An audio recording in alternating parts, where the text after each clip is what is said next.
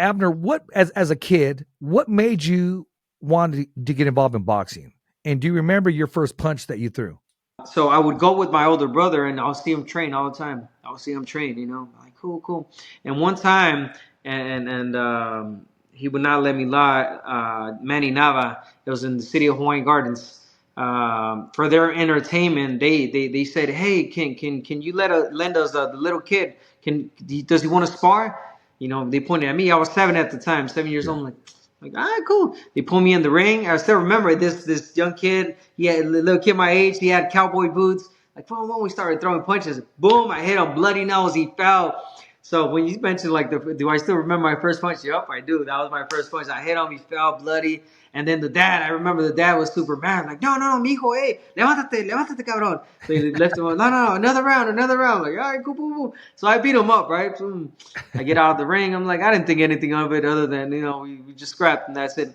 And then the coaches are like, man, they told my brother, like, yeah, your brother's good, man. He could throw punches. So after that, they just started, putting me in, and I started throwing punches and as a sparring, and started hitting the bag. And Right. little by little, I started getting into it.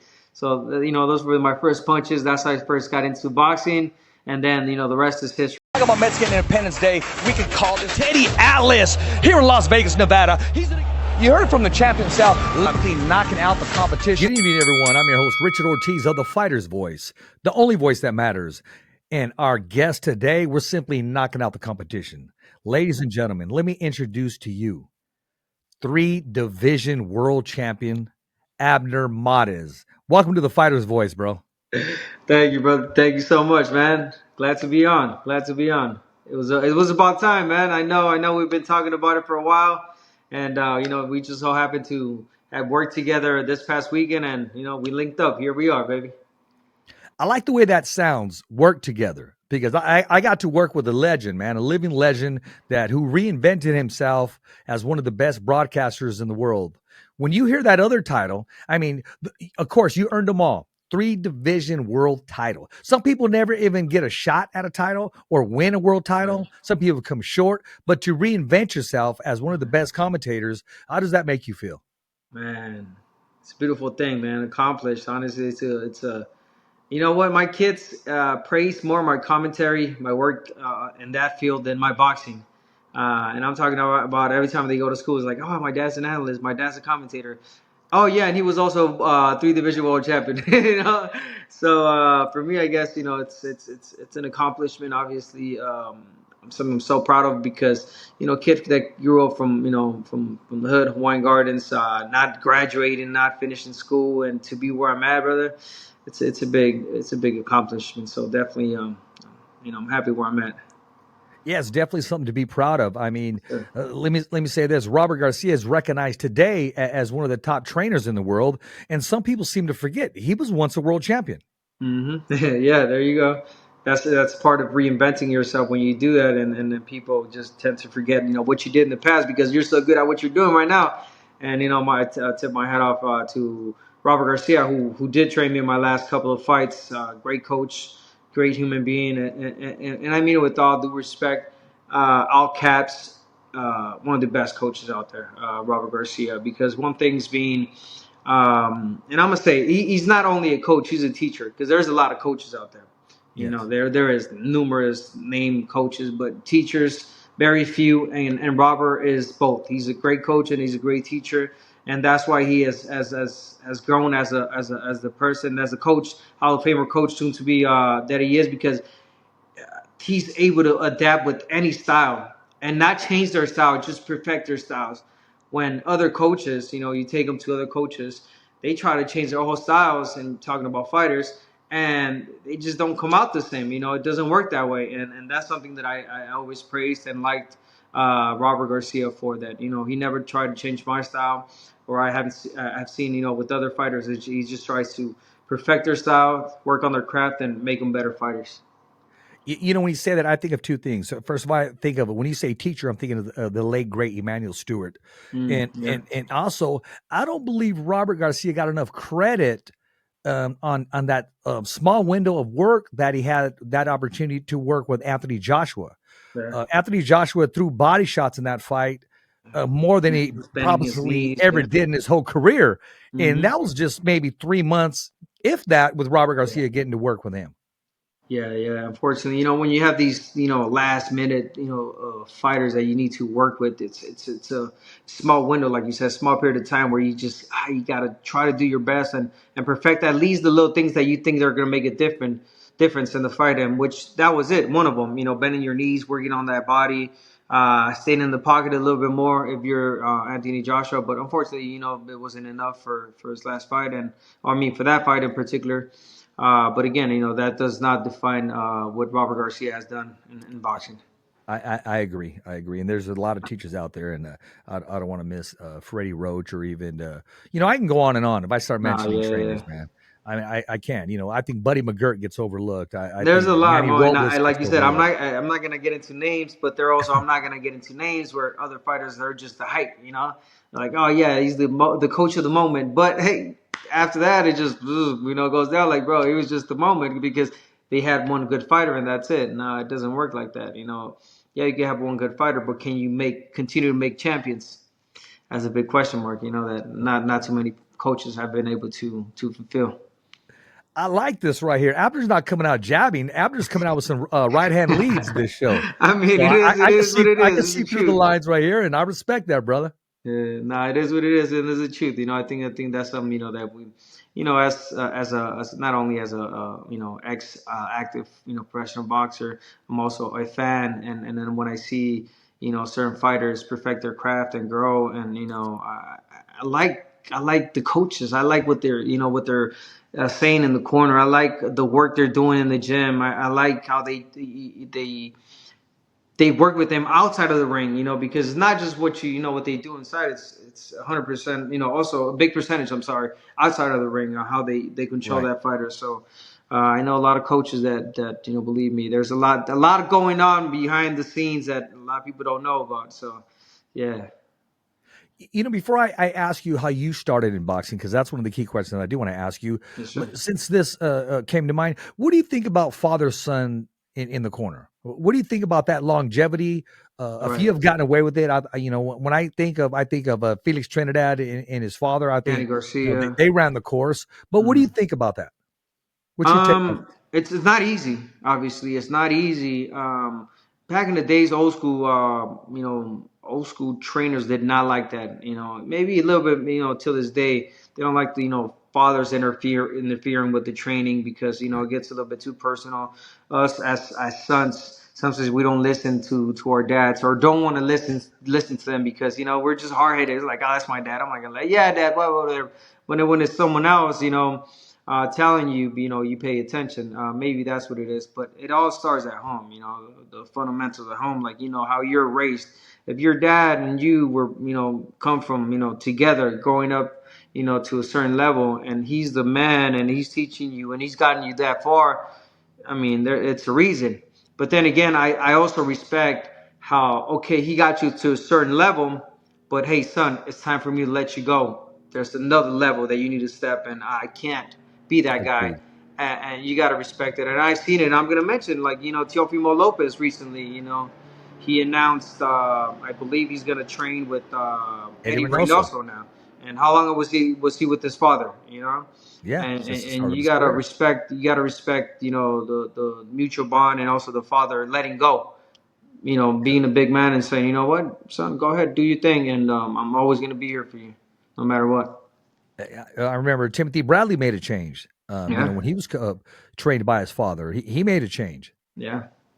Love Timothy, great guy, great commentator, great boxer, phenomenal performances, inside the ring. And I got a cool story because I got to spar Timothy Bradley when I used to train. I used to train with Robert Garcia back in the day. I'm sorry, with Joel Diaz. I trained in Coachella with Joel Diaz. Okay. And one time, they couldn't find sparring, and Timothy was like, I'll spar him. I'm like, man, you bigger than me. He's like, I won't throw much. You just throw your shots, man. I'm like, all right, cool, work. I'll work with you. Boom, boom, throw my shots.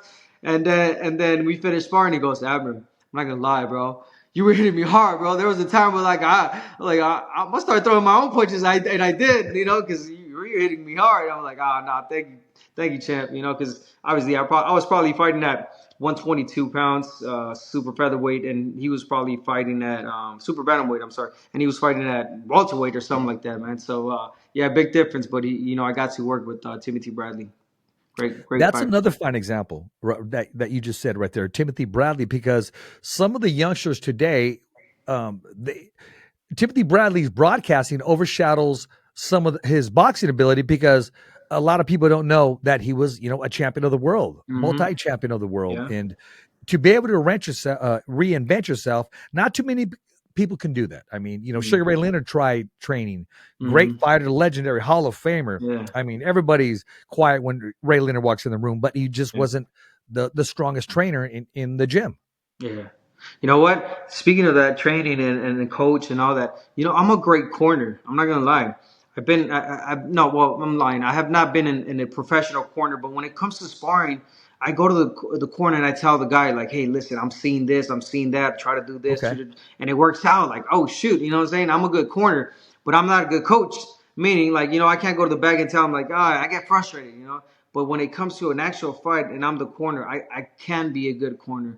And there's a nice, cool clip on YouTube as well where I'm coaching a MMA fighter, UFC legend, Jose Aldo from Oh, Brazil. awesome. I got to coach him and I got to spar with him. I got in the ring. I was coaching him at first. I'm like, champ, you got to do this. And I go, you know what? Let me put on my headgear. Let me teach you. And I got inside the ring and I started sparring Jose Aldo. And that was a great experience, man. What was that like once you were in there? And were his punches coming out as clean as a fighter's, or you knew Nah, that it man. was just I'm kind of not gonna a lie. different type? MMA fighters, they can't throw punches, man. Not all of them, at least not all of them. Big percentage, they're just, ground fighters. They know how to wrestle. They know how to do MMA, obviously, the grappling, the jiu-jitsu, Yeah, all that. But when it comes to, like, stand-up throwing punches, they're not the best. So that's what I was trying to teach Jose Aldo to see him throw the punches and be like, man, this guy's a legend, and to see him not being able to throw a proper jab or proper yeah. 1-2, kind of throws you off. But at the same time, we're there to help, and I was helping a little bit, and at the same time, he helped me too, man, because he's a strong guy, man. He's a strong guy. So it was an experience with at Robert Garcia's, man. That guy had everyone in that gym.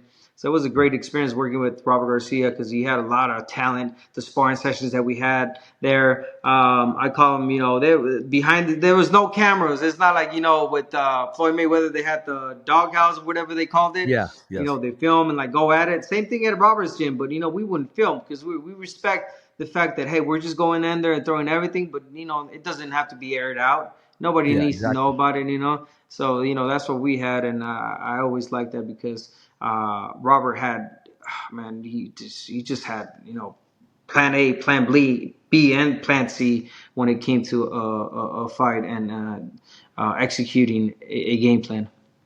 Robert his ears must be blowing up because we've had 2 weeks ago we had we had Arnold Barboza Sr., Mr. Barboza, Okay. and he gave props to Robert Garcia, and he said hands down, Robert Garcia, best trainer in the world, hands down. Really? Did Barbosa train with him for this last fight? No, he didn't, right? No. Mr. Barboza Mr. trained Barbosa, Arnold just the Jr. father. Yeah, Okay. but we were talking about trainers. Mr. Okay, Barboza okay. said Just giving him Robert his Garcia, flowers. hands down. Yeah, Yeah, man. Now that we're mentioning Barbosa, man, great performance. I'm not gonna lie. I'm not gonna sit here and with a straight face and tell you that I had Barbosa, winning the fight. Prior to the fight, I actually thought that Ramirez was gonna take it. With the experience that he had, the fighters that he had faced, I'm like, yeah, Jose Ramirez is gonna take it easy. Bro, once the first round started, second round, third round, I just started seeing the beautiful work that Barbosa was doing because he honestly, was he in a was rhythm. doing his work. That was a game plan, waiting for Ramirez to walk in, 1-2 step, take 2 steps back, leave him on no man's land, and boom, boom, boom, just counter. Being able to let your hands go. Turning them like Barbosa just did a really, really beautiful performance, beautiful work, and Beautiful. man, good job for him because it's up to the top for him for after this fight. Bro, he showed speed, he showed Mm-hmm. endurance. His legs look awesome in that fight. Yeah, And see, I almost said this fight, it can possibly be fight of the year. I was thinking Hearns, Hagler, first 3 right. rounds. I'm thinking this fight's going to be made or order for Jose because that's what he sits there and brawls. But see, Arnold flipped the script on everybody, fooled everybody. He went in there and Yeah, he boxed. did. Let everybody think I'm going to sit down and bang with him. Why do that? And he showed the whole world that he can use the whole ring, fight with smarts, and Yeah. unanimous decision. And I that's agree with when the you scorecard. stick to the game plan, brother. I'm sorry to interrupt, but that's when you stick to the game plan. Absolutely. Exactly, because sometimes you want to please the crowd, and the easiest thing that Barboza could have done is like stay in the pocket and trade punches with Yeah. Ramirez and make it an interesting and an exciting fight, and possibly, like you said, fight of the year. But no, he said, I'm just gonna do what I have to do, win how I need to win, and which was boxing, and he did. He boxed Ramirez beautifully. And again, great performance from Arnold Barboza. Absolutely. And I'm looking forward I'm over here to watching the game, brother. I'm in it. Let's it's go. okay. We Hey, up. hey, We keep us up. updated right here. Keep us updated. We watching Chargers against Broncos, man. Broncos up. Chargers up 27-24. This is the fourth quarter. There's about 6 minutes left. So hopefully we Okay. finish Okay. strong, man. Hey, I'm looking forward to Arnold Barboza and Catterall. I really am. Man, I heard. Yeah. So they just announced a purse bid, right? There's gonna be a purse bid for that fight. I think Well, I it's know going they for asked for purse. an extension. They asked for an Did extension. they so ask for an can, extension? Yes, they asked for an extension so they can, negotiate properly in proper I time. hopefully, If man. not, then it goes to Yeah. purse bid, is from my Yeah. understanding. Yeah. So, people don't understand back home. I don't know if everyone understands that, but when they negotiate, they come up with the bigger number, to be honest, and Yes. boom, it's done. But when it goes to purse bid, it's like whoever, pays the most, like any auction, like, all right, I'll give them 100,000, take it or leave it. This guy's give them 250. All right, I'll take the 250, obviously, but sometimes they lowball you, man. So you much rather want to negotiate and get the fight done before the purse bid. Purse bid, yeah, and because you have no choice. Now Yeah. you're waiting on what you have no choice. Yeah, you're You waiting have on. no Hopefully, power. they throw a big number, but hopefully it doesn't go to purse bid, and they come out with something. So yeah, that'll be a good fight. There's so many good fights coming up, brother. So many good fights coming There up. is. Yeah, Well, especially this let's talk weekend. about one that's taking place this Saturday, Abner. I mean, that's Man, going to be, they're going to run it back. they We're talking about are, man. Tyson Fury, Usyk. Tyson It's, Fury, the whole world Usyk, will be man. watching. Man, the whole world definitely will be watching. The first fight, man, what a fight. Obviously, a lot of people had, and most people had Tyson Fury because of the height, the big man that he was, the knockouts. But Usyk, the smaller guy coming from cruiserweight, all the way to Yeah. heavyweight.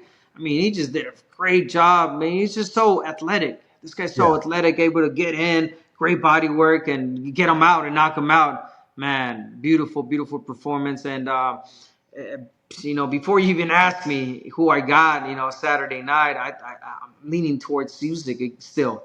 I think that, yeah, obviously the adjustments have to be made more on Tyson Fury's side, no doubt, because he made a lot of mistakes. Number one, I'm sure he did not train well for that fight. He was Took it for tired, man. granted. Within like the third, fourth round, he was already had the mouth open, like just leaning on him, like just breathing hard. So definitely train harder, work on his craft.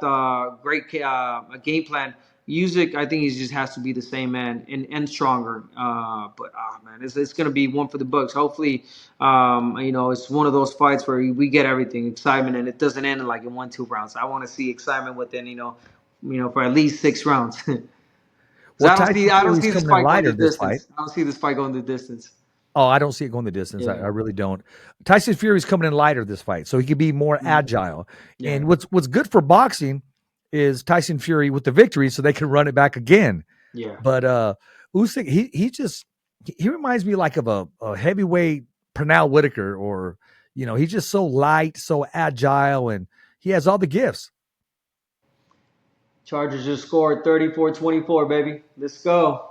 So you're a That's Charger it. fan then? I'm not a Charger fan. I'm not, but I go for the locals. Obviously, every time there's a Okay. game, you got to go for LA, baby. So Okay. even Well, if yeah, the I'm a Rams Dodger are fan. playing, Yep. I go for Yep. Rams. Yeah, if we go for Chargers, Chargers.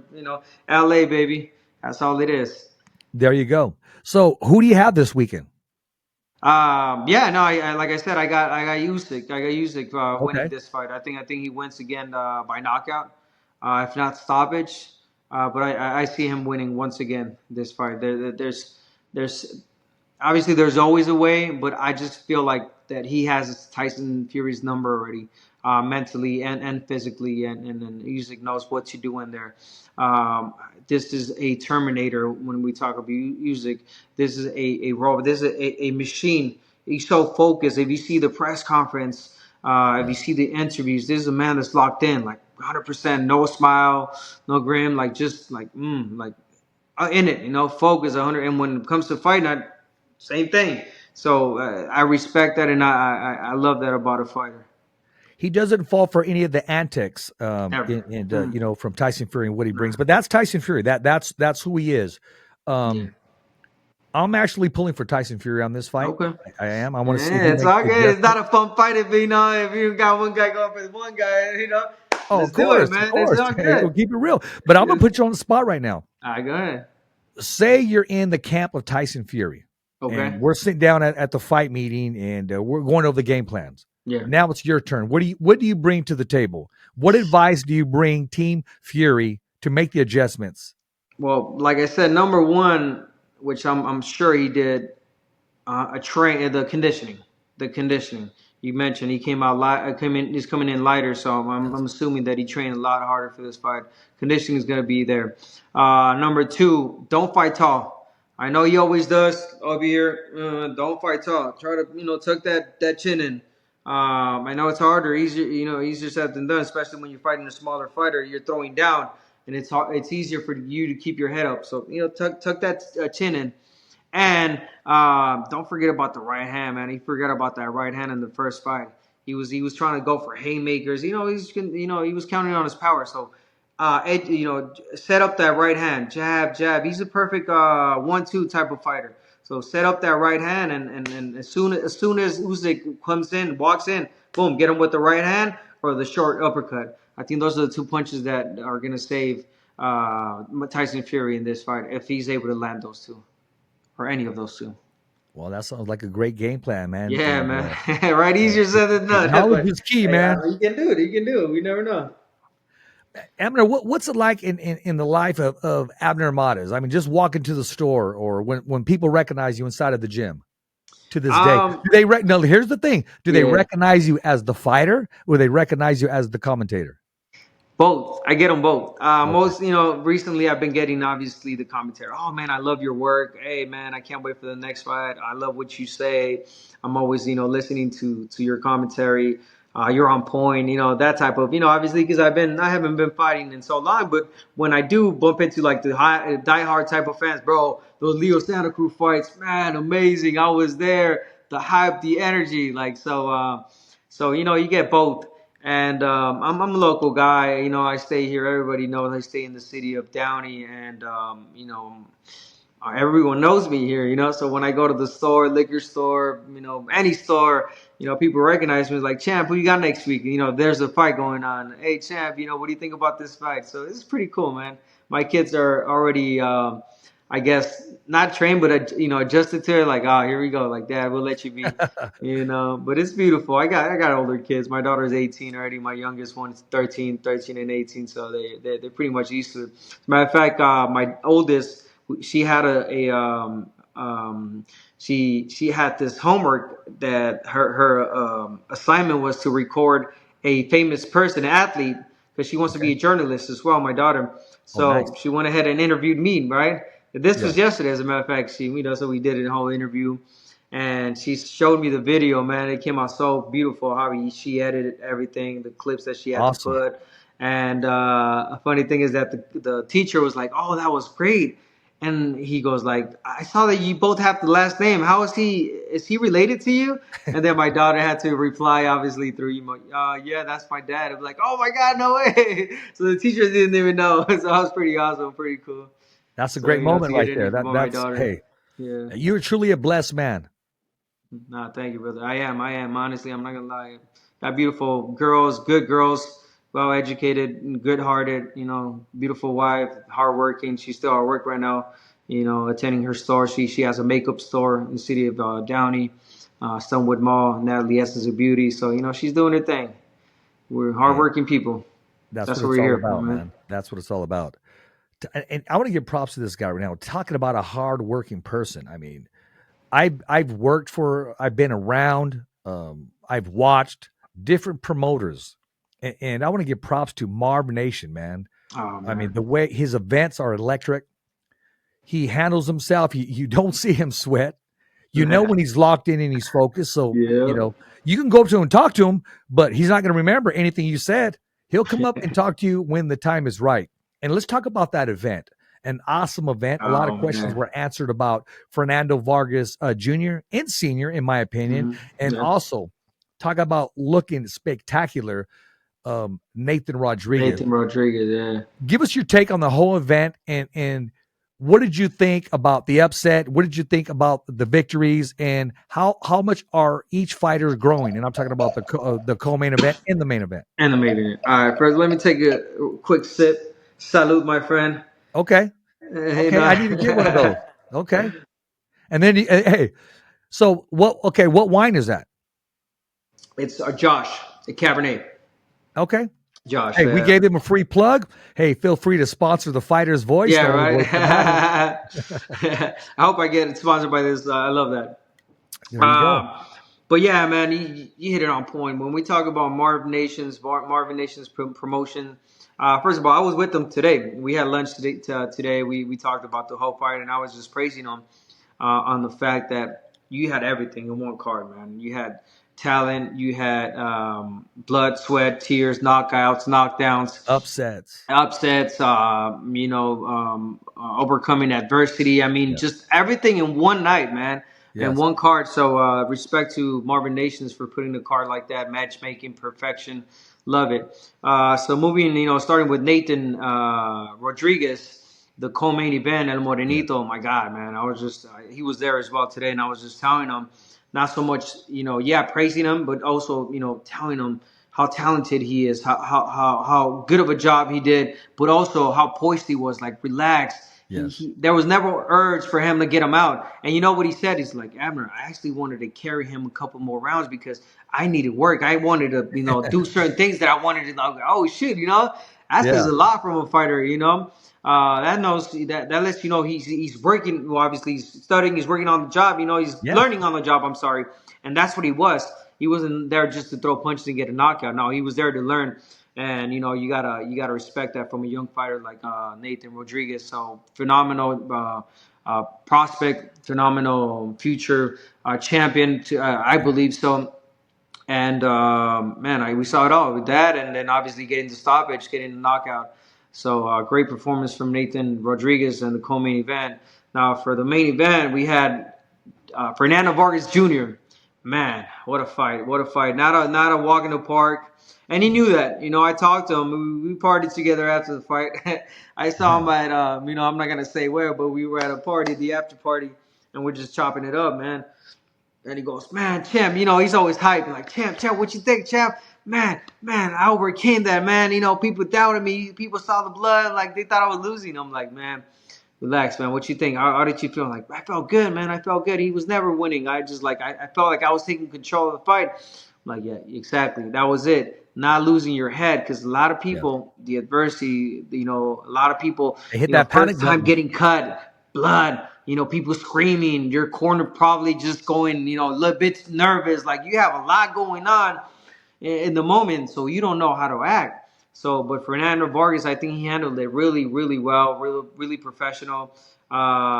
He controlled himself. He knew, how to stay in control. And he did exactly what he had to do, which was, get the connect the cleaner punches, which he did. But unfortunately, they had to stop the fight because it was a big gash in his forehead. I won 4 rounds, won the decision, gave it to Fernando Vargas Jr., which obviously he did win that fight, and learning experience, and now move forward, and it showed, like you said, showed a lot from him as a person, as a fighter, but also showed a lot from the corner, not only being a coach, but also being a father, knowing how to stay in control. Like, okay, that's my son, but hey, this is a fighter also, and I got to coach him, and I got to tell him the right things, before he gets too nervous or too excited. So great job from both Fernando Vargas Jr. and father. I agree with you. I spoke to Fernando Sr. and I said, I was watching. I told Mike, I was watching you in the corner, and you were so poised and focused. And he says, you have to be, bro. You have to be professional in that corner. And like I said during the commentary, I was impressed with how strong Fernando Vargas Jr. is, because he refused to be thrown around, even during the adversity he had to face. Yeah. And actually, bro, when he was facing the adversity, he stuck to the game plan because he continued to go to the body, Yeah, he which caused did. the cut anyways. Yeah. Yeah, I mean, you get those fights sometimes, it was obviously accidental headbutt, big gash. It happened. The adjustments you have to make on the fly. Okay, I got cut. What do I need to do? Do I, like you said, do I get in and perhaps toss another headbutt? Do I fight from the outside? Do I gotta, what do I have to do? So I think he made the right adjustments. He made the right things, which is, again, I think he was landing beautiful combinations, trying to go on the outside. We called it his foul every time his opponent would try to get in. Fernando Vargas did the smart thing, which is clinch right away, hug him, turn him, and not be in that position where he's gonna get hit. So, but Yeah, to be again, beautiful vulnerable. work from him. Yes. Yes, Well, sir. I remember that. And what I remember also is not only did you do a great job, bro, I got to ask you again, man. I mean, where do you get your suits at, bro? I know they got to be tailored. Do you order them? Who do you go through? Who's your seamstress? Who's your tailor? Let's give 'em a shout out right now. Yeah, nah, you know what? I'm not gonna lie, and I post it there on my social media all the time. I give them, credit, obviously, credit's due, and it's in downtown LA, bro. I go to downtown LA with my suit guy. Man, I sorry, but I forgot his the suit place name. But I've been going there for years. That's where I pick up my suits. Tailor guy, the guy that works there as well. He goes there. He's been doing my suits all the time. So I'm suited and booted, bro. I buy my suits there. I get fitted there as well. Tailored, perfect, man. I gotta say I got over 20 suits, different colors, man. And that's one thing I've always wanted to do. And I told my kids, I might not be the best commentary analyst, boxer out there, but I will take credit as one of the best dressed commentators for sure. If one thing they're gonna be talking about, if it's not the great job that I do, breaking down fights, hey, talk about how good I look, and that I do get sometimes. Like, man, that was a great suit, man, those were great glasses, man. Then like You, I'm doing you something right. you got your own look, bro, and you got the you know what to rock your glasses on during the work. Yeah, no, thank you, And not brother. Thank everybody you. can do that and get away with it. You have, that's who you are. But I will tell you this, as far as Yes, sir. competition with suits, I see you and Sean Porter. Because Sean Porter, My when he man, gets decked Sean. out, he can put a suit on. He's a little more. He's louder. He's louder. I know Sean. We used to work together, Oh yeah, back he in is. the Oh, as far as suits, Yeah, yeah. He's well, louder, he had that lime green one on that one time. Oh yeah, But you yeah. got away with rocking that orange one last Saturday as well. Yeah, yeah. Nah, his suits are a little bit. I don't know. Okay, the way I could define and say that our suits separate from each other. I think I'm more of a trim, classic, suit type of guy and he's more of a like what is that like? He's got like a bigger bow ties and he's got like Yeah, big ties and yeah. I'm more of a skinny tie. So he's definitely different. So now you have both tastes. So it all depends on taste now. Well, I tell you what, man. If I have the honor and privilege to work side by side with ABNER MARES, I better step up my game, man. Really. I mean, where do I start, Abner? I mean, should I start with the Versace's? Is this a good look for me, man? What do you think, bro? Should I start with Oh these? shit! All right, I see you. Yeah, Okay. yeah, you can I rock just want to those. know. I mean, should I start with these right here, or should I change it up a little bit? I just got to make sure because I probably can't hang with your glass game, but it's all good. What color should we go with Versace's? Can I rock these? They too Yeah, dark? depends on the suit, man. Depends. Okay. I'm a Okay. Are big, you sure? Are these too dark? Let me know they're too dark, man. I got to get some lighter ones for you. Nah, man. Depends on the suit. Obviously, I got square, round, all types of sunglasses. I'm not gonna lie. I got over, man. So like 30 sunglasses. Oh wow. Yeah, I got a bunch, man. Yeah, and I lost many, and I given away a lot more. My wife hates me for that because every time I'm either having a good time, party or something, and I get a little tipsy. And someone says, "Man, those are nice glasses." I'm that type of guy. I'm like, "Oh, really? You like them? Here, take them." My wife hates me for that. It's like, "Why are you always giving your sunglasses away?" I'm like, "I don't know, because he said he liked them." I'm like, "So if they say they like your wife, you're gonna give me away?" I'm like, "No, Oh, wow. She got you there. yeah, she got me there. Actually, Uh, Al Pacino, one of the best actors in the world, he's known for yeah. that. He gives his sunglasses away. Oh, I mean, he'll really? just randomly walk. He'll give his sunglasses away. See, now And I don't yeah, randomly just say, "Here, nah." You yeah, gotta catch yeah. me in a good time, good moment. Like, hey, Well, yeah. two things. I'm either going to take it up against Fernando Vargas Jr. or Marv, and I'm gonna tell Fernando Vargas Jr. Did you forget my number during the after party? I'm gonna text Marv and say, bro, did you forget my number during the Now after listen, party? listen. So that was an after party that I basically put together Oh, myself. okay. I'm not gonna lie. So after everything was done, I'm not gonna lie. I had a lot of people there. So I had like 15 people that wanted to go that I invited. Oh, wow. There So I you had go. like 15 people that were there. And then after the fight, they're like, hit me up like, "Yo, champ, what you want to do?" I'm like, let's go. I'm gonna shout them out. Let's go to Malecon. So we went to Malecon in Fullerton, and hit the spot. Like, let's go get a table. We got a table, VIP. Junior hits my That's right. line like, "Yo, champ, where you at?" Where I be. Boom, I told him where it's like I'm pulling through. He pulled up, man. So we were like 20 deep. So it was fun. It was fun. We had guys on one section, VIP, and then the other section. So it was good. And then obviously you ended up getting there, and there was a few people that were at the fight as well, if not just fans. So it turned out to be a good night. But I'm a old man. So when it came, I think it was like 2 in the morning already, 1:30 to 2. Yeah. I threw a smoke bomb, brother. You know what the smoke bomb does, right? Boom, Okay. threw the smoke bomb. Nobody sees. I was Yep. gone, You're gone. man. Lights, camera, I your was action was your gone. Audi. Yeah, I don't stay around for the rest, because there's after parties. Like there's the after the after. I'm like, nah, I'm gone. So I was like, hey, you know what? I'll be back. I'm going to the restroom. Uber, I'm home. I hit everybody's hitting me like, "Champ, where'd you go? Champ, where you at?" I'm gone. I got a Yeah. buddy who does that exact thing, but he doesn't even say I'm going to the restroom. His name, Okay. and I'll put him on blast right now. His name is Bo Burton Senior. I grew up with him. He won't even say anything. He'll just kind of sit back and just Right. slide out. I mean, anywhere from walking home, jogging home. Now it's just a taxi. He just slides. Everybody's like, "Where's Bo? It's his party. Where's everything?" Yeah. And he just slides out. Yep. Yeah, I don't get peer pressured as easily anymore. Back in the days, yeah, of course.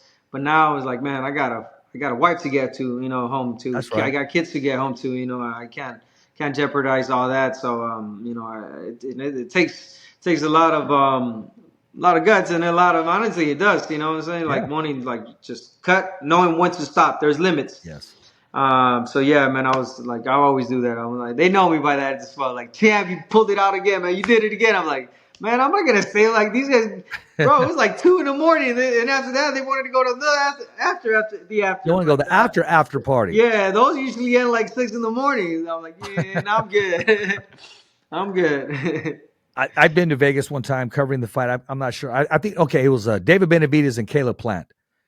Okay, yeah. Abner, I stood out so late that, okay, I'm going to walk across because partying at New York, getting ready to Okay. walk back. No, actually partying at MGM Grand, getting ready to walk back to New York, or the other way around. I can't remember. It was Yeah. New York, or walking back to MGM Grand. As you walk out, I walked out. I was, son of a gun, it's daytime here.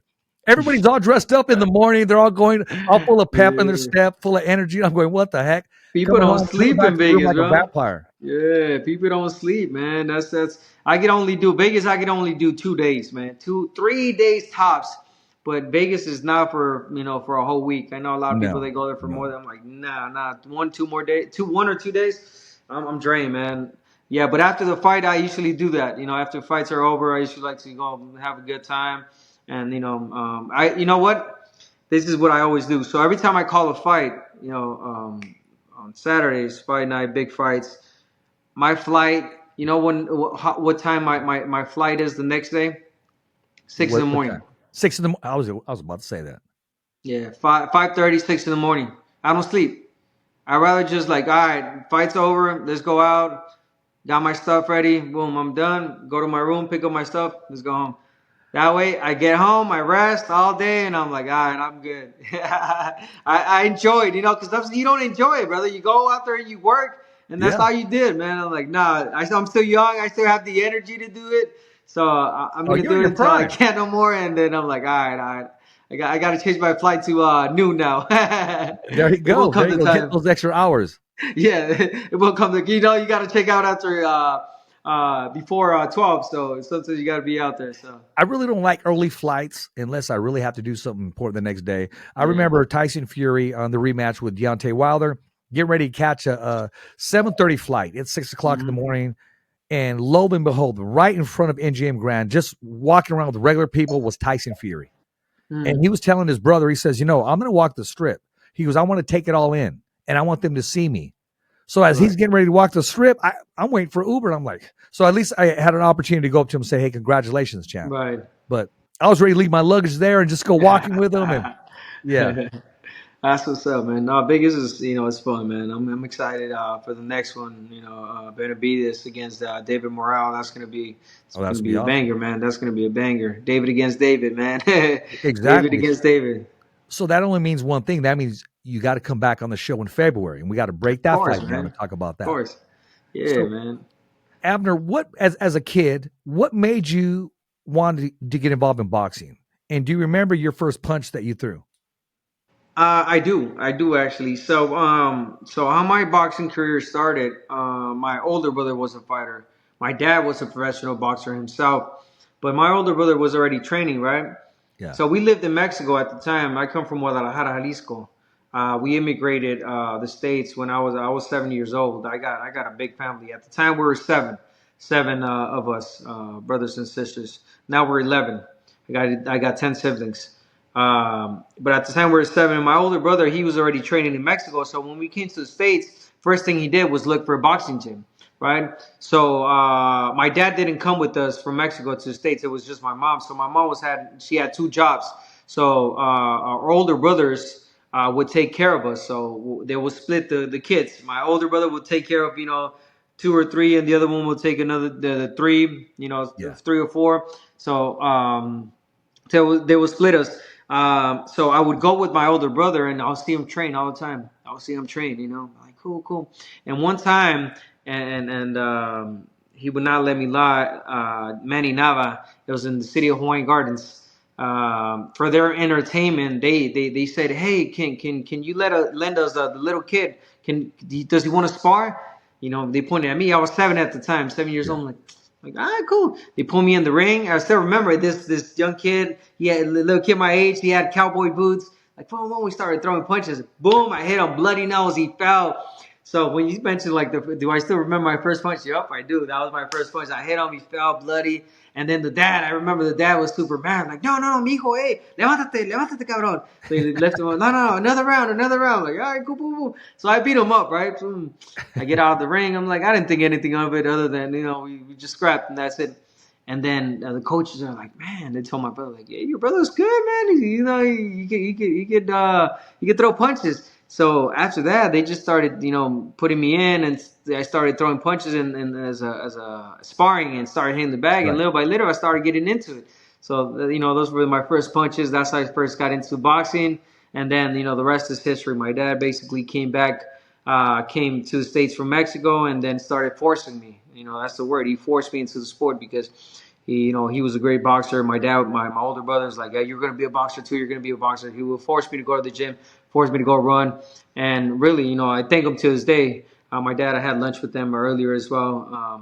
That's right. Well, it was later lunch because I had lunch with Marvin first, and then I saw my dad. So I thank him because he was so hard on me, because he said he always saw talent in me, and he said I was not gonna let you ruin your career and your talent, because when I was 7, I kept going training. I was doing good in tournament, winning tournament after tournament, and winning nationals, internationals, Golden Gloves, Silver Gloves, and then I started hanging around with the wrong crowd and got into gangs. So, my dad was like, "Nah, I'm not gonna let you get into gangs." So I was really always forced into the sport, and thank God, saved my life, saved my career, and saved, Right. you know, um, basically, what I've accomplished now. My dad has and did. That's an amazing story. I want to Yeah. talk about who invited you as a kid to that place where they needed sparring.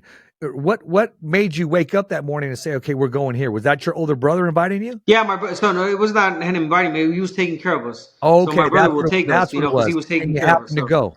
yeah, yeah. Okay. Yeah, yeah. I had to go. I didn't Yeah. have to. I had to go because he was taking care of us. Like, hey, come on, I gotta train. You guys stay here. So it was like, so yeah, that's how it started, and just it's in my bloodstream. It's in my blood. Like I mentioned, my dad was a boxer himself, and I always loved it. Hated it for a while as well, because when you're pressured and you're forced into something, you Yeah. start hating it. But after I started seeing what it was doing for me, how it was changing my life, and what I was accomplishing, obviously I started seeing the beautiful things about it. I want to read the book of the 7-year-old kid, the kid that he got his ass kicked. He's going to write down, I got my ass kicked by a 3 division I world wonder if he champion, still who now remembers. you can see him on Showtime. You can see him all over the world with Marv Nation, all over the zone, all over the world as a commentator. But ladies and gentlemen, he once kicked my ass twice and Yeah. knocked my cowboy boots off me. Yeah, I'm sure he still remembers. I haven't seen him, but I will tell you this: I bumped into a couple of guys that I used to fight. That we fought in the street, and be like, "Hey, Cham, remember we used to fight in the street?" I'm like, "Yeah, man," because I was that guy. I used to fight in the street a lot. I always liked to throw punches. Yeah. I've always been self-defending about my brothers, sisters and Yeah. brothers, siblings. Honestly, I defended both. So I have a lot of family, like I mentioned. So when I used to go to school, one time my older sister got picked up. She's a year older than me, and I remember she told me, like, I started crying. I'm like, what happened? I was in sixth grade, and Yeah. I'm like, what happened? She's like, oh, nothing. And then one of the, someone told me, like, oh yeah, this, so and so, was talking smack. I'm like, really? Where is he? But he's over there. Well, I got him, threw him in the restroom, beat him up, man. Like, that's what I like. My older brother, another younger brother, Avi, he lives in TJ now. Same thing, man. He will get punked, and he will tell me, man, these guys picking on me, man. Go over there and beat him up for him. And now you see my brother, he's the fighter, man. He likes to fight in the streets. So now, now he's the guy I call for help. It Like, is yo, in your champ, help blood. me out. It You is in know your what? blood. You talked about your dad being a professional fighter. Yeah. What were his dreams and expectations? And I'm sure you fulfilled beyond what he ever thought that you could become. Is that a true statement? It is and it isn't. It is because obviously, as a father, he has hopes for you. Like, oh, once you Big become, dreams. go to the Olympics, Okay. and maybe become world champion. But I definitely over exceeded his expectations, no doubt. I'm not just saying that because brag, but I did. And he tells me like, man, I didn't think you were gonna be this good, or I didn't think you were accomplishing this, or Yeah. So it's beautiful to see. The proud face from a dad and mom. So yeah, it's always when I die, I just knew that I did the right thing. I Absolutely. behaved. I was a good son, and I made my parents proud. There you go. You talked about you love to throw punches, and you love to throw punches, Yeah, during your youth and during your career. Abner, we had a small discussion, and I looked at you because you were fit. You look ready to go. I know there's some punches left inside of you. yeah, Will the world see you before it's all said and done? Make that ring walk once again, possibly on a Marv Nation card or a pay per view card. Do you? I see. I think you have 3 fights left in you, not just one. You still no, have a thank you, lot to brother. offer. You have the technique. You're still in great shape. You have the smarts. You have the will. And God, when it's all said and done, God wants to wring you out of all your talent, Yeah, which means leave it all there. Because the Bible says if you don't use your talents, you're supposed to cash them in, and God to give you more. yeah, I believe you yeah. still have some left in you. Now, you know what? I believe I still do. I do want to do one or two more fights. I don't know about three, maybe one or two more fights, and Okay, that's it. 2 out of 3 is Definitely. good. Yeah, right. So yeah, definitely want to do one or two more fights next year. Who knows? Marvin Nations, maybe pay per view, like you said, Yeah, any of these other cards, but definitely want to get into, or perhaps even these exhibition matches that you see, against YouTubers or famous guys. I don't know, man. If they want to get it, let's do it, man. So I definitely feel like I still have a lot left in me. Let's not forget that I did retire young, unfortunately due to an injury. I still had a lot. Imagine I was a fourth division, three division, four-time world Yeah. champion. If you know if I didn't get that injury, I would have done a lot more. I'm sure I would have been a 4 or 5-time division world champion, I no agree. doubt, no doubt. But everything happens for a reason, brother. Everything happens for a reason. And I am where I am right now. I'm not complaining. I love it, and I'm just enjoying really my time here on Earth, because we only have so much time, and you gotta fulfill, and you gotta do your best. Like you said, the talent is there, and not only in boxing, the commentary, and maybe other things. Go out there and just show it, do it. Absolutely. Absolutely. A couple things. Yes, sir. One, you've had a long layoff, as you know. Leo Santa Cruz has had a long layoff. Yeah. Both fights have brought energy, brought the crowd to their feet. Why not run it back one more time? You know what? I've told Leo. I'm like, yo, Leo, you haven't fought in so long. Like you mentioned, I haven't fought. Like, bro, like we're pretty much in the same pace, same level. Where Yeah. there's no advantages. When we do like a fight, exhibition fight, or real fight, a 6, 8 round fight, we don't no championship involved. Just let's go out there and just friggin' just throw punches and please the crowd. It's like, yeah, let's do it, champ, let's do it. He tells me, but never happened. So hopefully we get more into discussion and really like agree to it, and hopefully we do. Not so much for brags or anything. Really, it's just a pleaser type of fight. Where Yes. we can both just go in there and just do what we love to do, because I know he's in the same position as me, which he wants to fight and get inside the ring once again. Here's one thing. I showed up an hour late. I went to Robert Garcia's to the gym. I set up Okay. the whole podcast there. We did the whole podcast. I Oh, had really? just missed Nice. you. You sat down and you were being interviewed by Showtime. You were preparing to fight Okay. Tank Davis. The week after is when I believe you had that injury, or Showtime never. Really? It was either Showtime or ESPN. I can't remember who sat No, it down was and Showtime. interviewed. It was Showtime. It was gonna It be was Showtime. Showtime. Okay. Yeah, I was fighting And Tank Davis. yeah, you can ready to fight Tank Davis. So I didn't get to see you. I just missed you. We went down there to set up. So I know it's there, and I'm glad we finally crossed paths, because I think you know your stuff, hands down. I think you got a lot to offer in the sport. You talk about possibly reinventing yourself again. You watch the events, and I think you got some as a trainer or a Mm-hmm. promoter, something to do. You're not done yet offering Mm-hmm. and helping and reinventing yourself. I can see that in you because you have No, that thank drive you. in whatever you do. Thank you, man. No, definitely not done. Definitely staying in my circle. Definitely doing something in boxing. Believe me, 2025 is going to be a great year, man. It's going to be a great year for me in the boxing industry. Like you mentioned, commentary, promoter, manager, or perhaps more fights. So, but definitely, 2025 is a big year for ABNER MARES, man. Thank you for that energy. Yes, sir, man. That's what's going to happen. Trust me. Well, you know what? Hey, I don't want to take up your whole evening. Tell the fans, the followers, and supporters, where can they follow you? What's your handle? In Twitter, Yes, sir. Instagram, you got YouTube. What's going on? I only managed one. I have two. Well, I have the ABNER MARES on X, which is Twitter, Yes. But I think the last post was like a year ago. I hardly ever use that. But Instagram for sure, at ABNER MARES, simple as that. The one with the check mark, that's me, official. That's where I be. Always posting, always writing, always. You know what I'm doing. With my Yeah. stories and my posts there. So keep up with me, keep up with ABNER MARES. Yes, sir. Let's go, man. Thank you so much, Richard, for having me on, man. Like I said, it was a privilege, an honor to have worked with you. So easy, so comfortable.